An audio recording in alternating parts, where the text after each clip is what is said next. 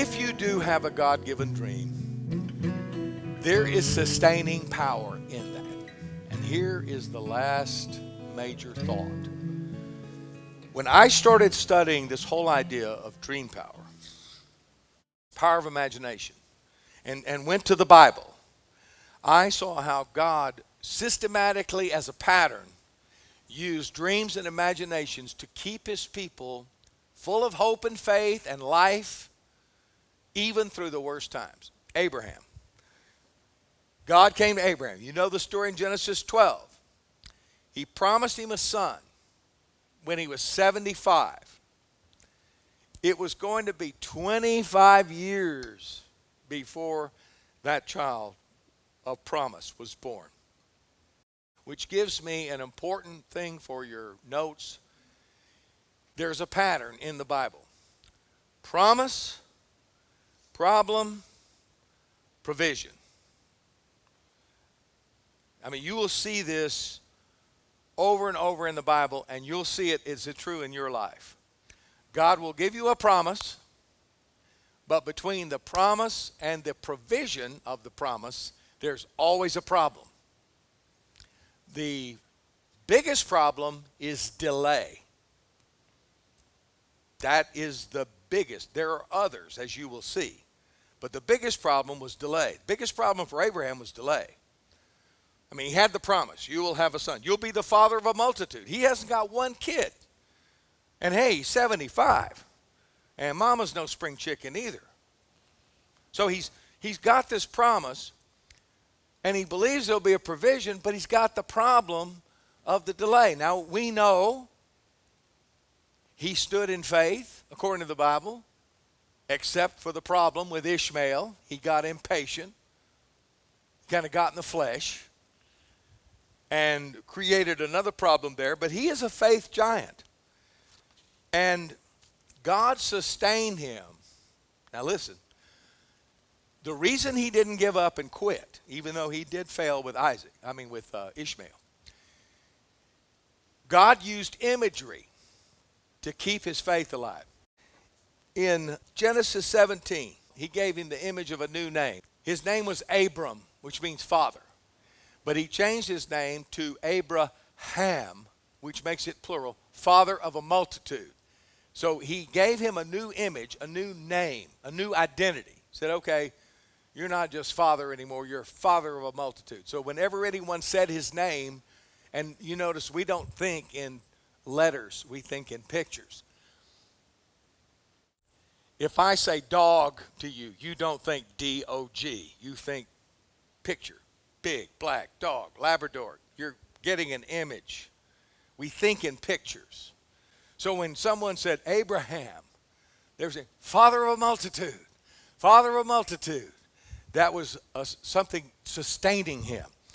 He gave him an image from heaven. Oh, hang on for this one. Genesis 15. God took him outside and said, now look toward the heavens and count the stars. If you're able to count them, so shall your descendants be. God's wanting to build his faith. He knows he's going to have a 25-year wait. He takes him outside on a starry night. He says, look up at the stars. He gave him an image. He said, that's how many kids you're going to have. So he's building sustaining power. Then in Genesis 22, he gives him another image from the earth. It says, I will greatly bless you and multiply your seed as the stars of heaven and as the sand which is on the seashore, and your seed shall possess the gates of their enemies. What is God doing? New name, new image. Look at the stars. Look at the sand. By the way, that's prophetic, because Abraham did go on to have a multitude of descendants, earthly descendants and heavenly descendants. God was basically showing him that out of him would come multitudes born after the flesh, represented by the sand of the earth, and multitudes born again of the Spirit, represented by the heavens. And it all came to pass. It's true to this day. The sons of Ishmael and the sons of Isaac and they're still at war, and it will never be settled. There will be no peace in the Middle East. I mean, you can get détente, but you'll never see peace there. Because God said, I'll put perpetual warfare between these seeds. It goes back to the Garden of Eden. The seed of the woman and the seed of the serpent. God said, I'll put enmity between your seed and her seed. This is so prophetic, it's scary. But it's all pictured in images. And all of it sustained Abraham's faith until it all came to pass in the birth of Isaac. Isaac was the son of promise. What does God do? He's already dealt with his father. Now he does the same thing with the son. He says, don't go down to Egypt. Stay in the land I shall tell you. Sojourn in the land, and I will bless you and be with you. For you and your descendants I will give these lands, and I will establish the oath which I swore to your father Abraham, and I will multiply your descendants as the stars of heaven. So all he's doing now with the son, he's renewing the promise, the vision, the dream, and he's confirming it with more images, and he uses the same images with Isaac that he used with Abraham, his father. Then we go to the grandson, Jacob. Most of you know Jacob was a kind of a conniver. I mean, he stole the birthright from his older son. He's on the run from the wrath of his brother Esau. He's scared. He's probably at low tide. And if you know the story, he goes to a place where he lays down and sleeps, and God gives him a dream. Remember the dream? It was a ladder reaching from earth to heaven. And he saw the angels ascending and descending on that. Jacob had no way of knowing that the promise of the birthright that he had stolen from his brother Esau would not be fulfilled for 20 years. To sustain his faith between the promise and the provision during the problem, God gave him an image. He gives him a dream so that he can, and actually that dream was prophetic, because what he really dreamed of was the descendant called Messiah, the Christ, who would connect heaven and earth, and who would make a way for men to get to heaven and for heaven to come to earth. That's what the Jacob's ladder picture was all about. He probably didn't understand all of that, but he understood that he was favored by God and that God had given him a promise, and that helped him make it through the hard times. Everybody hanging in there? So we have Abraham, Isaac, Jacob. How about Joseph? Here comes Joseph, one of the 12 sons of Jacob. I don't even need to go into this, you Bible students. You know what God did with Joseph.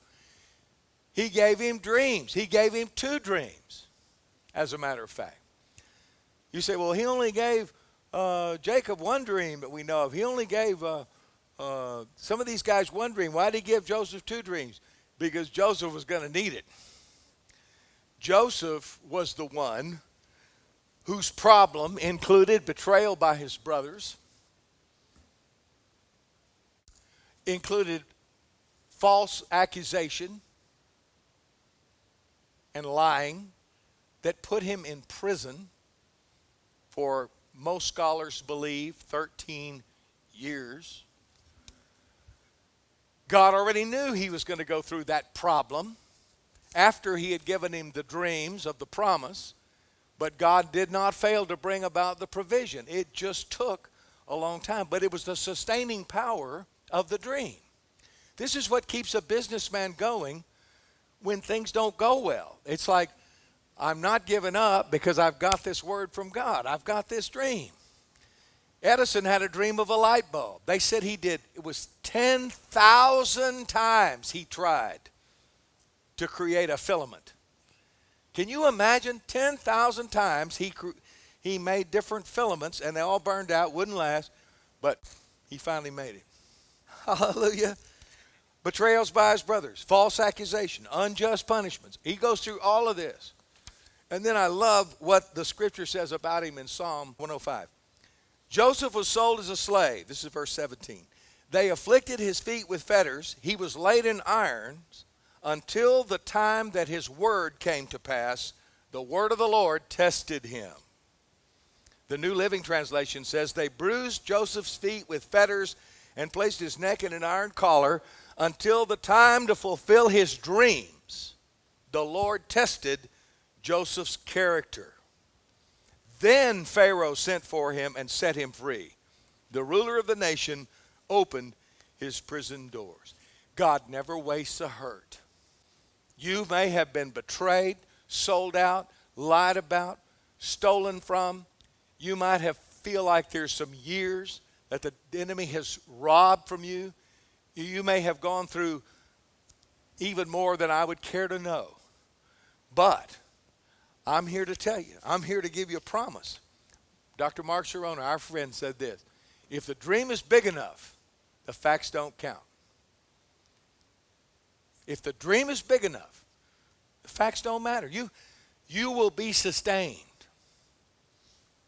This is why people make it that are in God, with a God-given dream and vision. Okay, I got one more and we're going to quit. Abraham, Isaac, Jacob, Joseph, and the ultimate example of how God-given imagination sustains you through the problem is Jesus. Look at the scripture in Hebrews 12. It says Jesus is the author and finisher of our faith.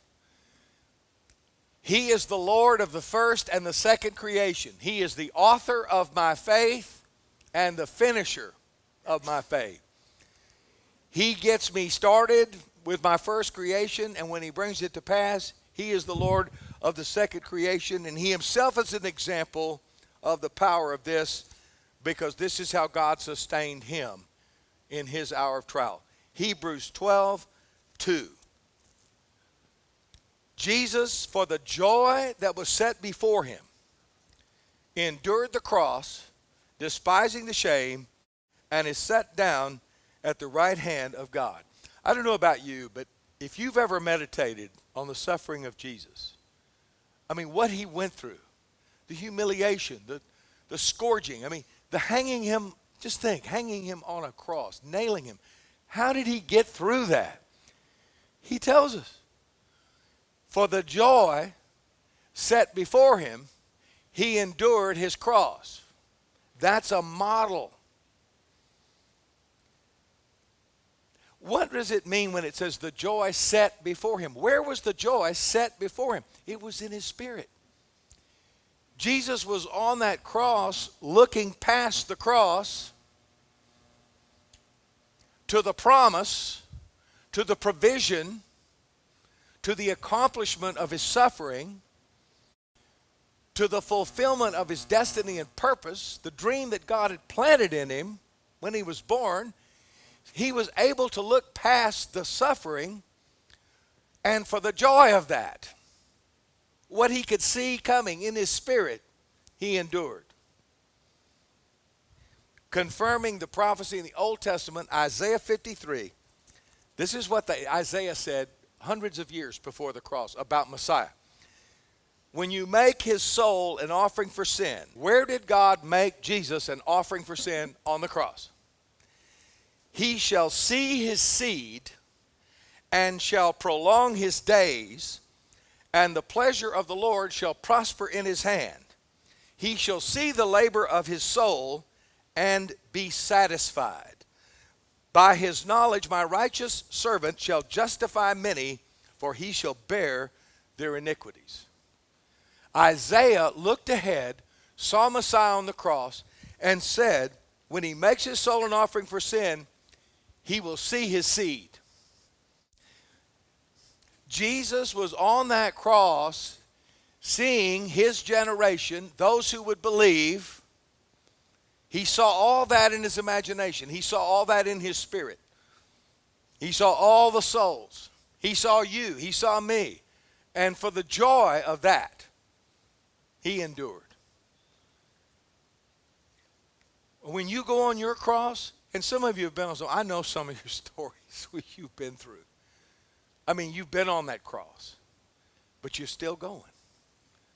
There's something God puts in you that gets you from the promise to the provision through the problem and allows you the strength and the courage and the faith to keep going.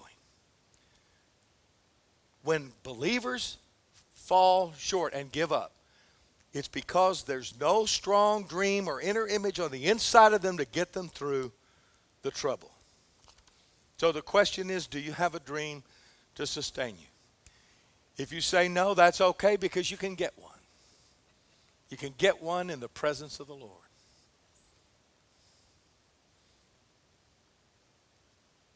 The power of God-given imagination is what's released within you to change the world around you. Can you say amen?